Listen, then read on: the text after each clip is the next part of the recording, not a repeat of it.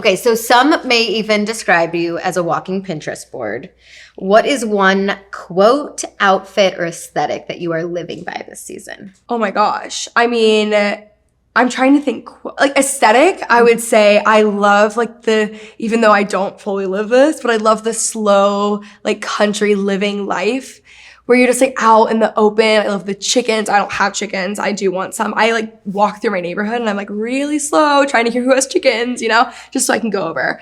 I would say like the aesthetic would just be the slow like country living right now. It just feels so good. Country core life. Yes, country core. What do you think surprises people when they meet you in person? I think that I'm literally the exact same thing. Like I'm exactly either that or I'm not. I feel like everyone would assume that I'm very high maintenance and I'm actually not. Like I grew up with 8 siblings, so you don't have that liberty. But I would say either that I'm literally the exact same or that I'm actually not high maintenance. I think you are the exact same. Yeah, I talk the same. I walk, yeah. Mm-hmm. When I'm like vlogging on YouTube, I feel like I'm FaceTiming a friend. That's what I always think of when I'm filming. I feel like, if anything, I think I might be funnier in person. I think I'm funnier in person. Because you have something to react to. Yes. You're very funny. Yes, thank you so much. But like people do not know that on YouTube.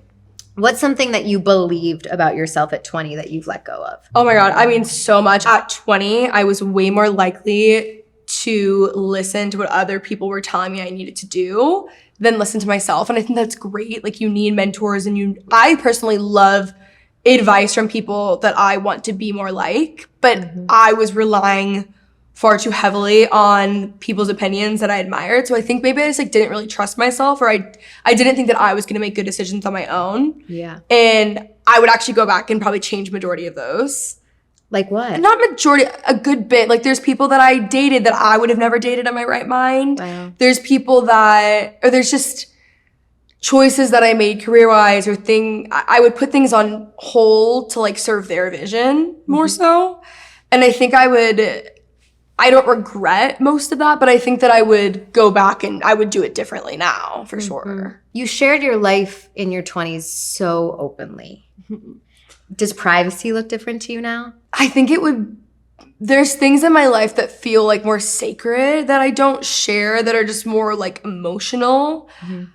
I think privacy is different. Like when I was younger, especially in college, like when you're vlogging every day, you're with your friends all the time. So like there was always so many different people. And I think that like my relationships are a lot more private now. One of the things I've noticed about you, Kenzie, is like you have never, at a young age, never been afraid to make big decisions. Like you moved states, you bought a house, you bought a car, like things that people get nervous about in their 30s, 40s, and 50s, and you just push forward. What is that? That's actually my favorite quality about myself. Like there's a lot of things I don't like, but I'm very decisive. And it's gotten me in a lot of trouble, and I haven't always made the right decisions.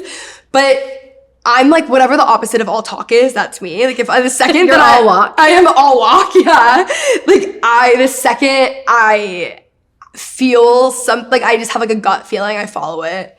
I don't know what it is. Like I always say like I am who I am because I had a dad who like really thought I could be president. Like my dad just believes in me so much. So I think that I had the safety of that relationship and someone always backing me that definitely made it a lot easier. I don't think I would have been like that if it weren't for that relationship. But yeah, Is he critical of your decisions ever? He's not critical, but he's the first person to tell me I'm wrong.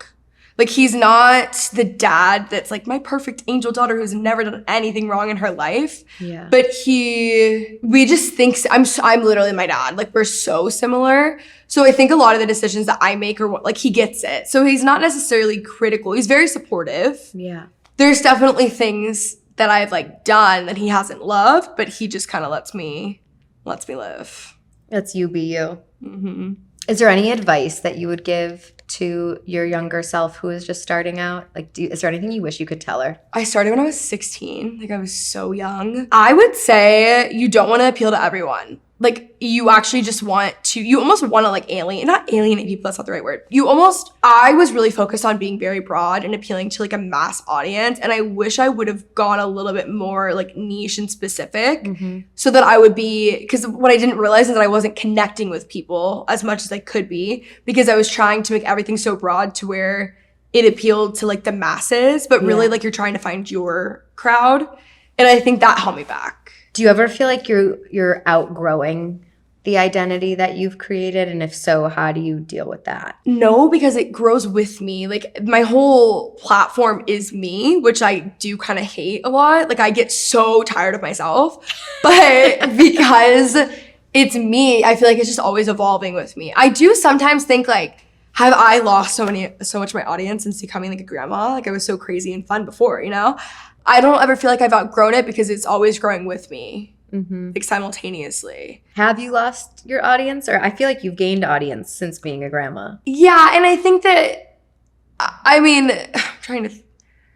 I don't know. Like there could have been all these people who stopped and there's could have been all these new people and then it just evened out. But I don't think so. I think people like, even if they don't relate to the whole grandma thing, I think they can get down with it for a little bit, you know? Yeah, I think so too. Hopefully. Does any part of you ever want to get offline? No. You love it. I really love it. I think I always hear people who are like, I want to make a lot of money and then like you'll never hear from me again. Like I truly love it. Like You could make billions and you'll be online. I would still want to do it. Like I love making videos. I love podcasting. Like I love it. I really love it. I would still be doing it. That's really amazing. I was doing it when I was making no money, you know? Is there a lesson about monetizing your life that no one prepared you for? No, like here's the thing. I have found a way to monetize every single thing in my life. Okay. I love hobbies and that's my whole thing, but I've monetized all my hobbies. So like, what does that mean? Give me specifics. Like you get paid to needlepoint? we sell needlepoint canvases. Okay, so needlepoint is one. We now sell needlepoint canvases. We're like launching under a big needlepoint company. Hosting dinner parties. I love cooking. I start a home brand that's doing all of that. Reading. I have a book club with the podcast. Gardening, we'll do stuff with that. Like so much of what, and even when it's a hobby, it's like I'm sharing it. I feel like when I had less hobbies, it was harder for me because I was like, okay, everything feels like a little bit of work, but I just have so many hobbies and like I love what I do and it just has all kind of come together. In my earlier 20s though, the reason I got so into hobbies was because I didn't really have anything outside of like work and going out. So I wanted to have something to my life that I found interesting. The coolest part about hobbies are the people that you connect with. Yeah. That's what people don't tell you about hobbies is that I have so many people in my life that I would have never met had it not been for hobbies. Like the ranch hand at the ranch I go to, I talk to like very frequently. Like I have my like people at the farmer's market that like sell me plants that I talk, like it's just so cool. Needlepointing, I go and like, it's like me and all these grandmas, like, you know, that's my dream.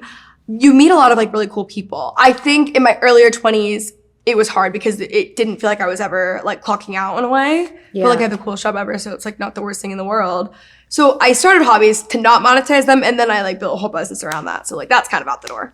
How did you know how to build a business? People really underestimate YouTube. When I went to school, I majored in business, and I was so surprised by how many things I'd learned just being in that space. I maybe didn't know the actual term or what it was, but I really did learn so much doing YouTube for like the couple years prior. Yeah. And I also just like love it. I'm so interested in it. I'm always you can learn so much through like podcasts and books, and just by doing, I've learned way more in those areas than I ever did in school. Can you give me nitty gritty? Like, because you have a right-hand person who's helping you create all these products, or you're doing this solo? So the business is just me. We do have people that are freelance that are heavily involved, and like I couldn't do it without them. Like we are building a team, but there's no one full time. I'll give you an example. Okay. Like all the card games, I ship out of my apartment. Okay, no, we do have a fulfillment center. Okay. That I can't do. But we don't have like full-time employees. We do have like teams and vendors that are obviously like making the products and not like doing that. Yeah. But I'm not mailing them at all. They're not nice. Okay. I go to a P.O. box to drop things off, but well, that's I'm amazed by mail. Like the fact that we can get things from one place to another so quickly blows my mind. No, that does blow my mind. That to me is crazy. Sometimes I'll like mail something out. I'm like, I can't believe this is gonna be like so and so's house. Like so, like you know, gift or something. But yeah, no, I asked a lot of questions. And honestly, I was so lucky with the podcast because I was able to interview and be in rooms with all of these very successful entrepreneurs that I would have never been in the same room as otherwise. So I was able to learn up close from like so many other people. So cool. Years leading up to it. So I got really lucky. That's so cool. Have you always been that girl, or did you have like a glow up at any point in your life? Like, what do you mean by that, girl?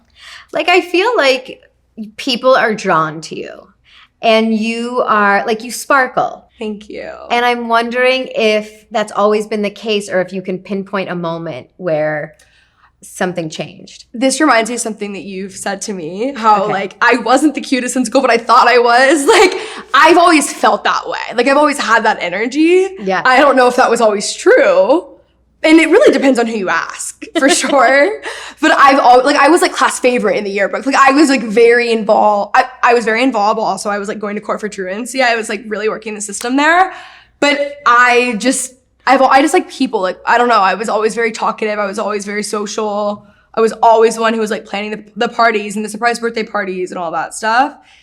And so I guess in a way, I mean, like, I felt that way. I don't know if that's the truth, but yeah, I mean, I've always been like, so many of my friends from my hometown are like, you are literally the exact same. You're just like an older version. Like, I feel like I've always been this way. I think something that I have noticed about you that is funny is that like people would not expect that you have done so much deep inner work because you don't talk about it all the time. It's not like your brand, but you are so into self-development books. You're so into bettering yourself. Was that always the case? Yes. From a young age? Oh my God, my whole life. But my dad, I always joke that my dad is like Ed Milet, just like minus the billions of dollars. Like, he is so into leadership. He's always been so into self-development. He was a huge athlete growing up. So he really got that, I think, mindset from being an athlete. But no, I've always been so into it. I was reading self-help books in like high school. In middle school, actually. I was reading, yeah. Really? It's crazy. Back then it was more like Christian-based books, but yeah, I was always doing stuff. What was the book that started it all for you? I don't know if there was like one book that started it all for me as a kid. I don't know if there's one book as a kid. I just remember always having them. Yeah. And I was in therapy, like starting in 5th grade. So I feel like that kind of led me down that path a little bit. Yeah. There wasn't one, I can't think of one book though before like 18 that I remember, but I was reading them. Like, I don't know how much it actually did for me, but I was doing it, you know? So your company is called Friend of Mine, and it even has the word friend in it. When I think of you, I think of a truly good friend. You are a solid friend to a lot of different people. Well, who taught you how to be a good friend? I don't know if I was taught to be a good friend as much as that was just something that I cared so much about. I also got very lucky at a young age, and I like so many of those people I'm still like the people I was texting on the way here I've known since I was 8. Like, I got very lucky with the friendships that I had. Also, I think my like childhood best friend was an only child, and my home life at the time was very tumultuous and like really all over the place. And like, I love my family. We're so close now, but it was just very rocky. So I think that friendship like really shaped me a ton looking back because we were kind of each other's family. And that's really, I would say, where I like learned more so to be a good friend. I think maybe from other people around me. I don't think it was so intentional. It wasn't really, my parents didn't like sit down and say like, we value friendship. I think it was just like something I really wanted. I asked because one of my favorite qualities about my mom is I think she's a really good friend to people. But we never talked, like you said, we never sat down and talked about friendship. I think I watched her, like when her friend Susan had breast cancer, she would go and drop food off every week, and like she just really shows up for people. But I do think that like in my 20s, I took pieces of friendship. I don't know how to say this. Like, I watched my friends be friends, and I thought, oh, that was so nice how she showed up for me. That felt good. I should do that for other people. And I would like take all these little pieces. Have you experienced that at all? Yes. And I actually think the biggest influence as far as friendship would go would just be like Texas culture. That's just kind of how it is. Like I was surrounded by so many people who were such good friends and were always showing up, and like witnessing that. That's cool. Definitely led me to want to do that more. Like, my parents they weren't like so social when I was a kid. They weren't like friends around all the time. And I think maybe I wanted that. I don't really know. I do think it's like the culture of Texas though. Like, Texas is a very like welcoming place. It's very like Texas or die. It's very like community based. Like people are always showing up for each other. Honestly, having a church background, I think is a huge part of it because we were all so close. Like my like youth group friends and I are like so close. Like we're still showing up for each other last week. Like when there's like someone's experiencing a tragedy.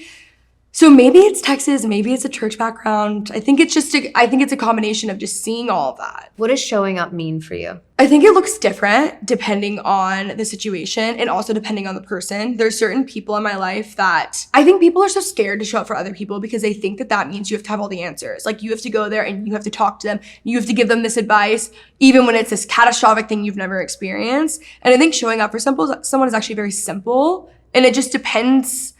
I mean, if they live in the same city as you, like going and sitting on the couch with them for 4 hours, like you don't even have to speak. You don't have to talk. You can watch a show. You actually probably shouldn't offer advice if you don't have an experience. Like if someone's not asking for it, I think it just varies. And then it could be like, if you're a long distance friend, just calling, checking in. It just depends on the friendship. Yeah. Is there anything that sticks out to you that a friend's done that like made you feel really loved or taken care of? I mean, there's so much. My like two best friends, Dom and Macy, have been like my lifeline since like my brother passed away in January of last year, and they've done like I cry every time I talk about it because I'm like they've done everything.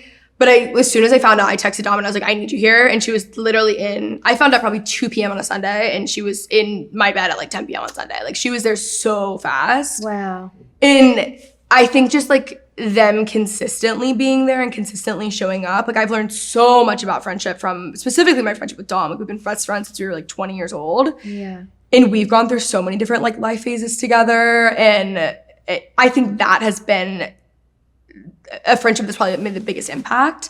But I just think they're such a good example of people who just show up. Yeah.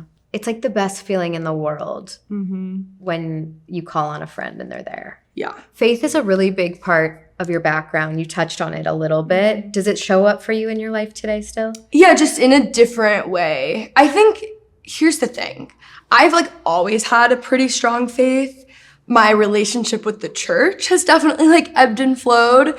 But even when I was like so out of it and like couldn't even like hear a worship song, it would like literally make me want to like punch someone in the face. Like even at that point, I still personally had like what I felt was like a strong connection with God, but I've always had like a problem. I've always had. Well, I don't know if you feel this way, but I think like religion and a relationship with God can be two separate things. They're very different, and they've always been very different to me. There's just been times where I've been like more involved with church, and I think that's really where things go south. And also like I love the church. Like I think there's like so many amazing things about it. I don't go like religiously, I'm not always there, but I definitely see the pros. I've made some of my best friends in the world. I met Dom there. Like I've met some of my best friends in the entire world, but it's been a journey for sure. Yeah.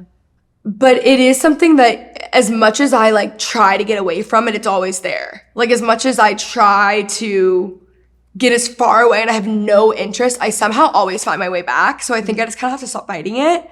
There's just something, I don't know.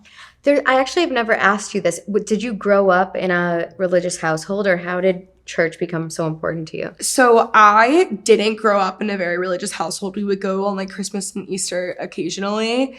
And then my parents had a really bad divorce when I was in middle school. And around that time, I had friends who were like inviting me to youth group, right? So I go to youth camp. I'm obsessed. I'm dating the pastor's son within a week, of course. Classic. It's the most me thing that's ever happened.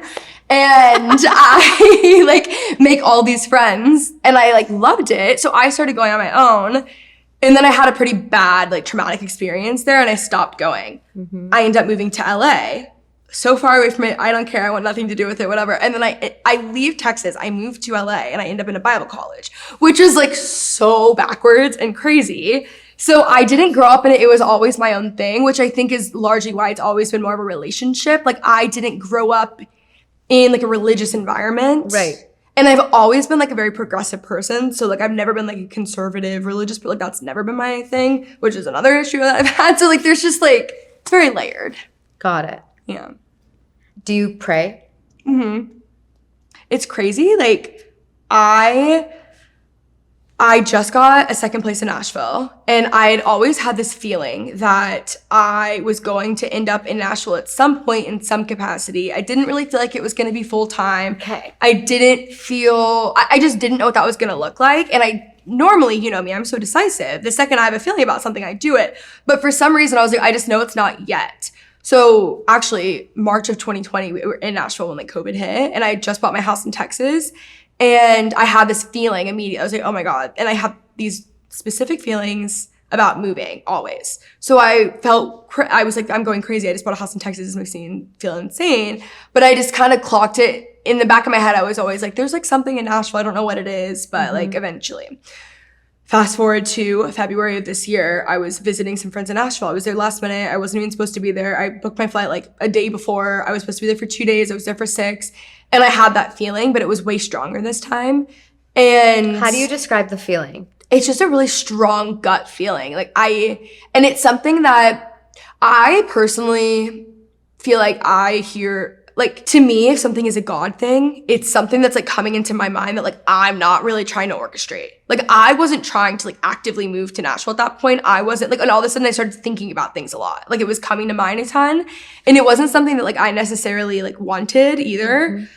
So in February I was there, and I was talking to a friend, and I was saying like, I don't know what it is, but I just feel like I'm supposed to do it sooner rather than later. I think this is like the shift that I need to make in my life. I just have this like very strong gut feeling, but I also have this weird feeling that like if it's meant to be, it's going to be easy. And I don't really subscribe to that like idea of life in general, but for some reason I just really felt strongly like if it's supposed to happen, it's going to happen.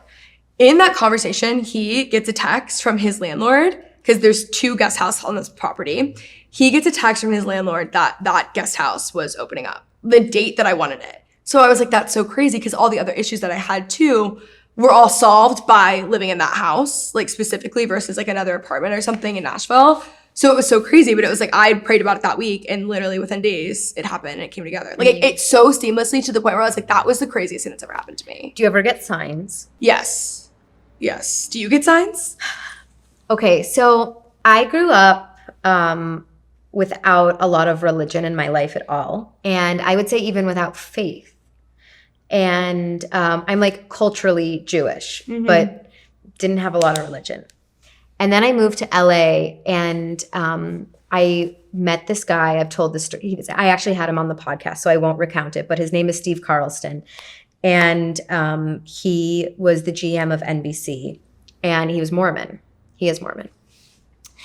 And I watched how he lived his life. And I'd never been in such admiration of somebody. And it was around the same time that I started reading books like Oprah and that was the first time I picked up self-development. And a lot of these people that I was admiring virtually or up close had some sort of faith. They were all different religions. Some didn't even have religion, but they had faith in something. In Farsi, like God means the deepest part of you. And I always have like loved that idea of it. And I thought, I wonder if I'm missing something, because all these people I admire have such deep faith. And I worked on it and I worked on it, and it would come and it would go, and I would waver and I would be skeptical, and then I would feel something. And it wasn't until I dated the last boyfriend I had he was Catholic, and he had such a beautiful relationship with God. And I thought, whoa, it like clicked for me. And we don't necessarily worship the same God. I don't know, like maybe we do. It's the universe. I'm not sure what it is. But ever since I became mindful, like, and noticing, signs have showed up in my life. That was the long story to say, like, yes. And even though I notice them, I'm still skeptical, because like the inner child in me is like, is this for real? But by the way, I'm still like that. You are? Oh my God, still. Yes, I still am like, I don't know, is this real? And I go through months where I am so disconnected, and then I'll get back. That's what I mean by it always brings me, something always pulls me back in. Like there's always something, but I still have that. Even when I think I see something that I feel like is a sign, or I get this idea out of nowhere, or like someone reaches that, like it's actually something I was praying about and it's actually answered. Yeah. I'm always like, but was that an answered prayer or was that just a coincidence? Always. Yeah. Right? But I'd rather live, even if none of this is real, I would rather live with the hope that it is, because it gives you something to believe in that's greater than yourself, that's supposed to be bringing people together. Now, of course, religion historically and even now is being used in a very negative way, where it's doing the complete opposite of that and like oppressing people. And that is not what I subscribe to. But I think it's a really beautiful thing to like believe in something bigger than you. Yeah. Another thing too that my family and I talk about with grief is that when you have a loss that is so close to you and so catastrophic and like feels like a part of you is like ripped out, you almost have this like sixth sense where you feel like God so much closer to you, even though you're like so angry and want like nothing to do with him. But there's just so many things in life that I feel like I have, it's weird to say a vantage point of, because like obviously it's not a positive, but I feel like I can see things a lot clearer. It's like grief does this thing where it makes everything in the world so foggy, you can't think straight. I still have such bad brain fog. Like this morning when we were recording, like my brain fog is just so bad I can't even like speak normally still. But at the same time, you have this clarity of like understanding what really matters, what's worth your time. Suddenly anything that I was confused about, like relationally or with people in my life before, I think it was over time abundantly clear to me what the answers were. And I think a lot of that has to do with grief. And I think I think it all kind of goes into this like spiritual realm, whatever it is, where you just have this like understanding when you experience such loss and you yourself are like crashed into a billion pieces and having to be like put back together. You talk about your brother a lot on your podcast. Is it hard to talk about him, or do you like talking about it? It Depends on my vibe that day. Like some days I just can't at all, and other days if I can talk about it publicly if I feel a little more removed. Like today I feel a little more removed. It depends on the day. You just never know. And you never know what's gonna hit you. Like you just, but I do feel, I find a lot of healing in it. And like connecting with other people in grief has been like beneficial to me. That's not everyone's experience, but I feel a little bit of healing, I think. Did you lose friends? Oh my God. Because you felt like people didn't show up for you? Yes. That was my friend breakup. Like that's why it was so catastrophic and like painful. I would say I didn't lose many other friends because I felt that way. I think I just changed. Like you're so different. While like at the core, I feel like I've always been the same, but grief changes you in so many different ways. And I just like didn't have the energy for like so many other things. So you lose friendships in that way. But I think it wasn't as many. I feel like overall, like my friends really showed up. That's good. Yeah. One of the things I love about my friendship with you is that you're Gen Z and I'm a millennial.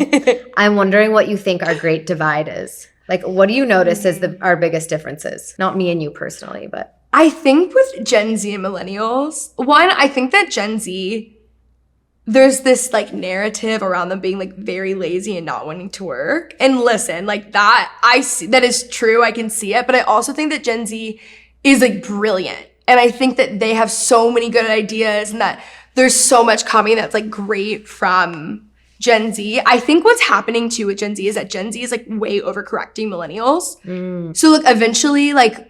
Wait, overcorrecting what? What did we do? Like we wore our hair in side parts? No, like think about like even something like boundaries, right? Where like that wasn't really talked about in generations prior to millennials. Right. And then like I feel like Gen Z really took boundaries and ran with it, so much so to the point where like they are losing all of their friendships by way of having quote boundaries, but really they're just being selfish and not wanting to like show up for other people or like being a part of a village. Like they don't want to do that. So I think like millennials, I honestly think that they just need to respect each other more because like I agree. I think that's what it is. We have a lot to learn from each other. Exactly. And like the millennials paved the way, have some respect, and Gen Z like isn't dumb and lazy, have some respect. You know what I mean? I think that's what it is. I think you guys you guys know a lot more than we did. Do you think that's because of the amount of access we have, like media-wise? I think the internet helped. Yeah. I think like what was formerly known as Twitter helped in some ways too. Yeah. Because you guys were like thinking in sound bites. Totally. So you understood how to be concise, how to be clear. The idea of building a brand, which like every person is sort of a brand in some ways is so clear to you guys. I think that's largely access to therapy. Although I have a hot take on boundaries. What do you think? I don't love them. Okay. I think a lot of times when you are thinking about putting up a boundary, you're not coming from a place of love. Yeah. Gary Zukov talks about it, and he can say it much more eloquently than I can. But listen, if something is super toxic or violent, that's not included. But like, I tried putting up boundaries with my mom. And I have to tell you, I'm way happier just having things roll off my shoulder and laughing and being like, you're so nuts, I love you, instead of putting the boundary up and then being mad and not talking for a little. I think we use like therapy talk as like a weapon, which is quite literally the opposite of like what you're supposed to be doing. Right. I think boundaries have a place, and I think they're good in areas, but I think a lot of the time with like the really close relationship, I think I just have seen boundaries be too, like, I think they're just weaponized. I think that's what it is. Because there's certain things too where it's like, yeah, that's a fair boundary, whatever, like that shouldn't be a big deal. Yeah. But when it comes down to it, I think I really do think we just have become too self-focused, and we don't prioritize our relationship with other people nearly as much as we should. Yeah. So like sometimes you actually showing up and actually having long-lasting friendships and relationships and close family relationships does come at a cost. Like you do have to make sacrifices. You do have to be uncomfortable. You do have to put your stuff on the back burner. I don't think it's just boundaries. I think it's therapy speak in general. And I think it's really weaponized in order to like validate our emotions versus actually like process them and work through it and get to the other side. I think instead, more often than not, what's happening is that people are using their therapist and their therapy speak to like reiterate their point that they're right and everyone else is wrong around them. Yeah. I think that's really what's happening. And I think it's detrimental to our relationships. And that's why we have this like loneliness epidemic, because people are not willing to be a friend. They want all of it, but they don't want to do it themselves. So interesting you say that. I saw this woman, Mo Diggs, put up a video where she said that when you see a woman who's like throwing a dinner or like throwing any event and you see a lot of people show up, know that that's a woman who has shown up a lot of times, who has said no to herself sometimes in order to say yes to other people. And I do think that's the case sometimes. And I think you just have to find the right people to show up for. So it doesn't feel like it's a cost. Yeah. Yeah. Like you can't do that for everyone in your life. So like there is a quote boundary when it comes to like certain people who are just not the inner circle. Yeah, I think that that's what it is. I think with your inner circle, it's, of course, like in good health. But I think that, I just think that like the conversation needs to be around like showing up for people and being there and being a friend versus like how to have boundaries and to not like, it's like, okay, also people aren't perfect. Like let's like relax a little bit. Yeah, I agree with you. I feel like you go with your gut, like you go with your intuition a lot. How do you determine what's intuition versus what's anxiety? Oh my God, this has been the question I've asked myself my entire life.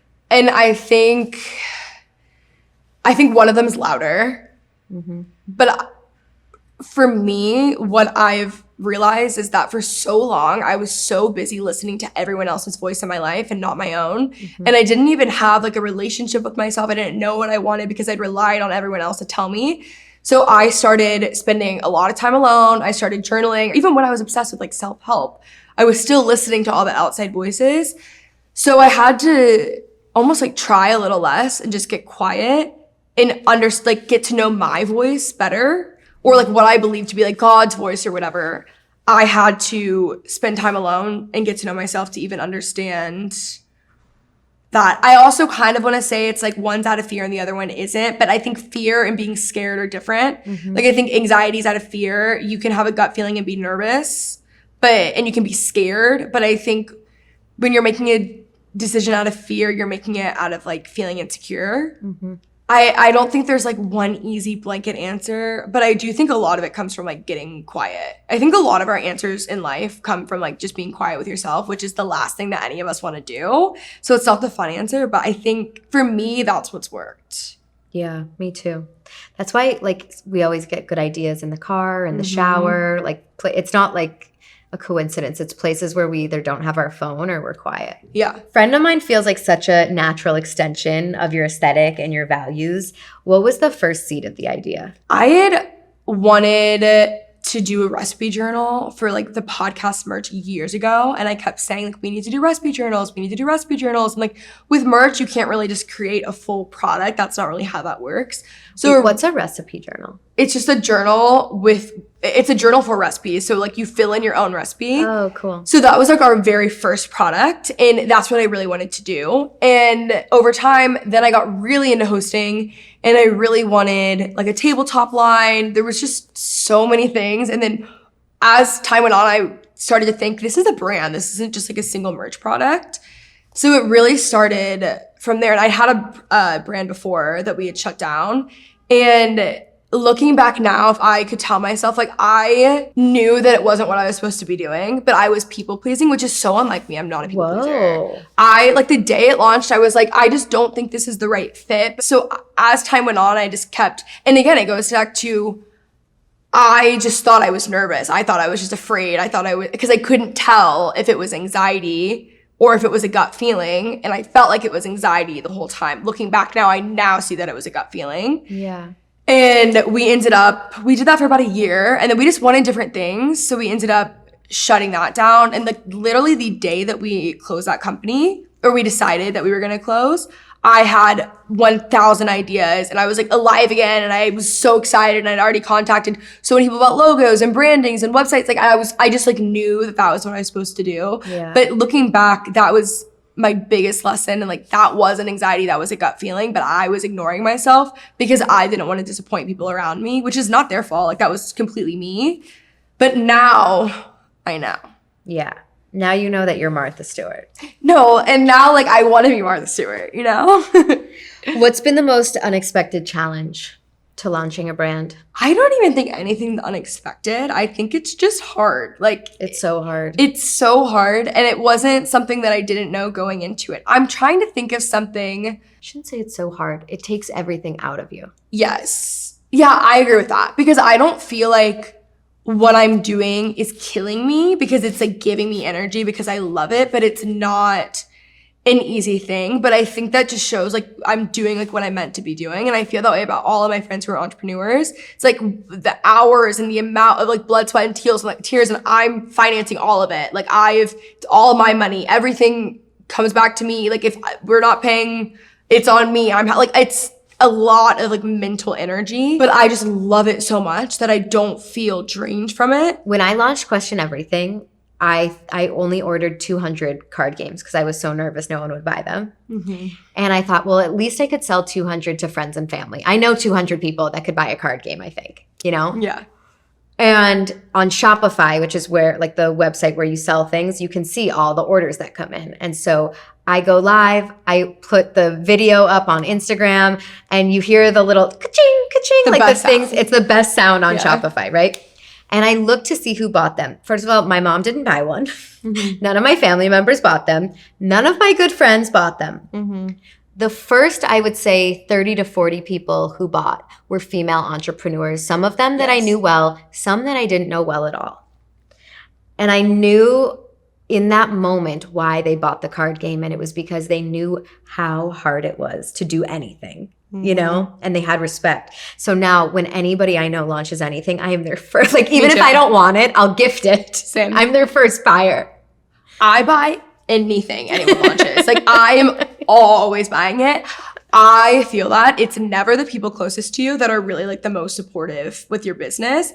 It's always the people who are like almost like two people removed. Yes. Like not so close, but they're the most supportive. But I relate to that 1,000,000%. And you think like, oh, well, they're going to do this and they just don't. Like, and that's just like across the board. Like, I don't know why that happens, but like any entrepreneur will tell you that. They're like, it's never the people closest to you. It's always two people removed or just like you met them for coffee once. Like, especially people who understand building a small business. Mm-hmm. The first one, I buy things left, right, and center. Like, and people that I don't even know, what's so crazy is I saw him. I have this hosting closet that's like this really, really extra closet where I keep all of my stuff to host. In this closet, it's wallpaper, by the way, I have a cookbook wall. And I keep like recipe journals there and I keep a bunch of cookbooks. And I saw that I had like a Wishbone Kitchen cookbook. And it was like a paper cookbook. And I'm like, when did I get that? Like, I didn't even know I was like, what is that? I happened to see, because she just launched a new cookbook, I happened to see that she made a video saying, forever ago, I published my own cookbook. I bought 500 copies. I did it on TikTok. And like now it's so crazy because now I'm doing this whole cookbook and I'm so excited about it. Now she's a New York Times bestseller. It launched last week. I don't even know her, by the way. Like, we've literally never spoken. And so I guess years ago, I didn't connect the dots that was her because I wasn't like actively following at that point. I just saw this girl on TikTok with this like cookbook and I bought it. But like, that is a female entrepreneur. Like, you are just constantly buying things. I didn't even realize it was her. Like, I didn't connect the dots. And it's like, it's the girl that I follow now that I love. Yes. I just like saw this girl who I like thought had cute TikToks and I like bought the book and I'm one of the 500 people that like has it in my hosting closet. Like, I didn't even realize, but It's so true because like I've sold so much product in the past. Like, I understand it. So I am like the first to buy. Yep. Always. I don't know a lot about hosting. The only things I know are from Priya Parker's book, The Art of Gathering. She taught me that it's not good to be a lazy host, which I think I used to be in the past because I thought I was a chill host. Okay. Yes. I thought I was like, wear whatever you want, do it. Like, I don't care where you sit. And Priya Parker taught me, no, like, rules are actually a gift to people when you're hosting. What is your best lazy girl hosting tip? A theme. I think a theme saves the day and it makes people get so much more involved in it. Most recently, I've been going through and hosting a dinner party to every Nancy Meyers movie. And it's been so fun because people come and they dress up as characters. And I say lazy because like it is lazy. Like, you have a theme and then everything is kind of set for you. It makes it easier on you, makes it easier on the guest. And we actually started with, in Christmas time, during Christmas, I did a dinner party that was the holiday themed, which is my favorite movie ever. And it was so fun. Like, all of us came dressed up as like different characters. And like we had like Christmas fettuccine and I had Abilene wine because that's Cameron Diaz's wine. Like, it was so fun. And yeah, it does feel like you're going the extra step, but really it's lazy because everything's planned for you. Like, you actually have like structure and your guests are more likely to get into it when they have a theme. Okay. I like that. You have a template almost. Literally. We actually, on the front of my website, we have 100 hosting theme ideas that you can just like download because I'm so passionate about themes. Like, it makes it so much easier and it's a great way, especially when you're in your 20s, like, your friends don't really know how to be a guest. Like, they don't have those, like, you can tell who grew up in like a Southern home or like a mom that hosts based on like when they're coming out. Like, immediately I can tell, but they don't really like. How? Tell me. They're bringing a hostess gift. Okay. They're saying thank you so much. They're bringing things. They'll never just show up. They are always on time. I never really cared about that because this is something I like to do. And like my friends are like getting on board because like I'm doing it and I like to do it and I like to do it for them. But you can tell like immediately, like always. What's your favorite hostess gift? Okay, I personally like love a candle because I'm always burning candles. So like I love a candle. I love an olive oil. I love an olive oil. I think friend of mine's a perfect hosting gifts actually. Those would be the best. But I think olive oil. And I also love flowers. Like, I love getting flowers. That's nice. So I think that those are sweet. I heard Ina Garten say this once, and I think it's such a good tip when it comes to hosting gift. Don't bring anything that you want unless you're bringing it plated and ready to go. Don't bring anything as a gift that you are wanting out and serve that night because it's an extra responsibility on the host. And it's like ruining kind of like their like feng shui unless you bring it and it's already plated and ready to go and you don't even need to grab anything from them. I think a true good hostess gift is something that they are going to use later. Yeah, I agree with you. Something Martha Stewart taught you. Oh my God. I mean, literally everything. She is such a trailblazer and just does not care, like truly, truly does not care and just like does whatever she wants. I think Martha Stewart has just taught me and probably millions of other women like how to evolve because she has had a career. She published her first cookbook at 41. It was not a cookbook, it was an entertaining book. And she left, like she used to work on Wall Street. She left, she started a catering business. Then she launched this book. And then, I mean, you know, she's had prison time. She's had many different eras. And like, she's consistently evolving and evolving with the times. And I just love that. Like, I feel like she's at the peak of her career at 80, which is incredible. And she doesn't let like age or anything take her out. Like, she's just going till the end of time, which I really respect. And I think it's very cool because especially as women, you feel like you have like a ticking clock, whether it's fertility or age that you can be on camera or whatever it is. And like Martha has defied all those odds. And I just think that's so cool, especially because she's so ahead of her time for that. I love that you love older women so much. I'm obsessed with them. Yeah. Literally obsessed. Finish this sentence. The older I get, the more I realize. I know nothing. A book that changed your life, something you think everybody should read. The Gap and the Gain.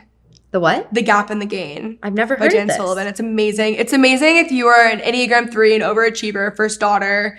It talks about why you never, it's something that I have to check myself in on all the time, but it talks about why you never feel like you're doing enough or achieving enough or producing enough or whatever. Like, it teaches you how to live from the gain versus the gap. It's so good. Incredible.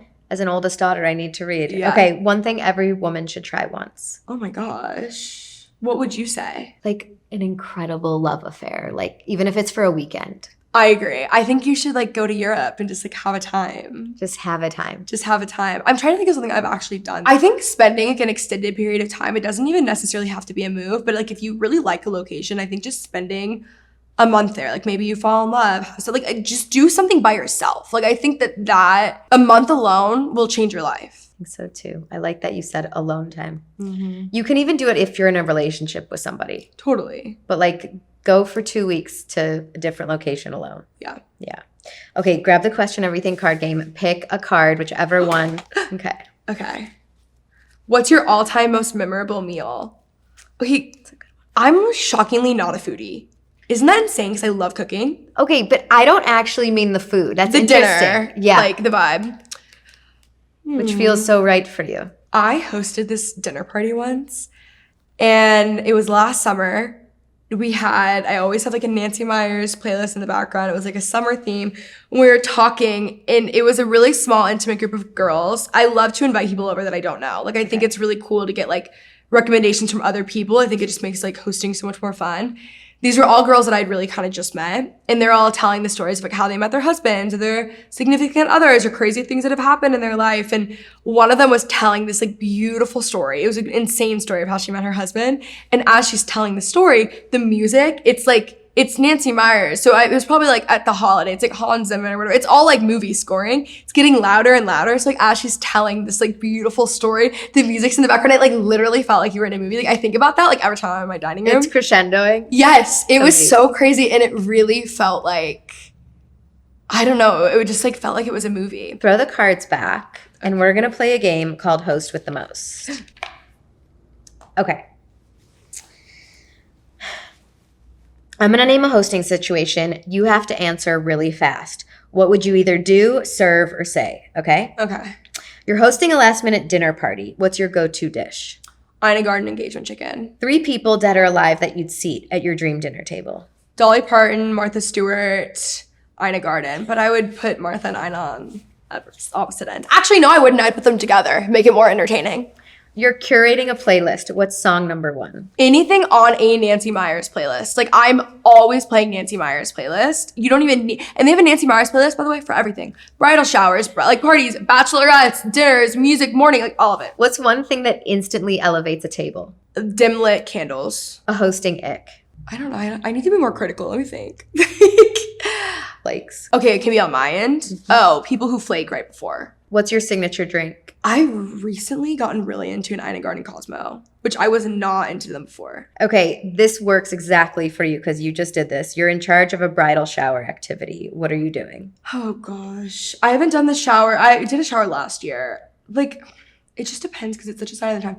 You have to understand that like most bridal, I think showers in general are like pretty chuggy. Like and they're not very fun. And like chuggy is a chuggy word. Now I understand that, but there's no other way to describe that. No, I agree. And like no one actually has fun at showers. I think we should like ban showers and do dinner parties and just change it as a whole. Like, I'm in. please, I'm like throwing a baby shower right now and we're like having the hardest time. There's definitely like cute things. here and Baby there. showers are easier. Bridal showers are really hard to make fun and not chuggy. They're literally so hard. And also, why are they in the middle of the day? I'm so tired. And then you have to have bright lighting. They're just not fun. I would do, it just depends because it depends on that person. Like everything I do is so personalized to them. Okay. I would say ban the shower. I would change it to something else. Like it needs to be something completely different. Make it a party. Do you clean up as people are there or do you wait till everyone's gone? I wait till everyone's gone. It's rude to start cleaning before. It's different when people, because I have friends who will just stay for hours. So like, please just like help me clean. Like that's one thing. But I wait for everyone to leave before. Because once you start cleaning, that's a sign that you want them to leave. And like, I don't want them to leave. So you shouldn't do that. Is there like an etiquette book? I would say the art of gathering is one. Like you don't want your dinner party to end by like 9 p.m. I hate when I spend like a week on a dinner party and I'm doing this whole thing. And then a friend is like, I'm tired. All right, guys, we're done. And it's like, you're done, not everyone else. I just think it's so rude. Like, I think that's such a... That's the faux pas. I hate it. I think it is so rude. Like, it actually makes me so angry. I'm like, I've spent all this time. Like, you don't want a dinner party to end by 9. Like, that's not the sign of a good dinner party. But, like, one person can ruin it. Like, one person can be like, I'm leaving. We should all go. Because, like, they don't want to miss out on something. I'm like, that is so rude. Yeah. Drives me insane. Okay. This is a podcast speed round. Okay. This is social only. Okay. No overthinking. Fast answers. Okay. Ready?